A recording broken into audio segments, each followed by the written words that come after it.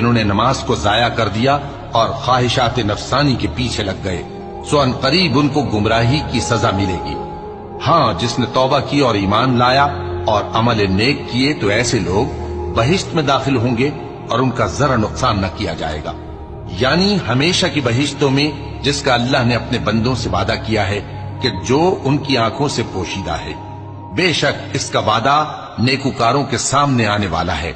وہ اس میں سلام کے سوا کوئی بےہودہ کلام نہ سنیں گے اور ان کو صبح و شام کھانا ملے گا۔ یہی وہ جنت ہے جس کا ہم اپنے بندوں میں سے ایسے شخص کو مالک بنائیں گے جو پرہیزگار ہوگا۔ اور فرشتوں نے پیغمبر کو جواب دیا کہ ہم تمہارے پروردگار کے حکم کے سوا اتر نہیں سکتے، جو کچھ ہمارے آگے ہے اور جو پیچھے ہے اور جو اس کے درمیان ہے سب اسی کا ہے، اور تمہارا پروردگار بھولنے والا نہیں، یعنی آسمان اور زمین کا اور جو ان دونوں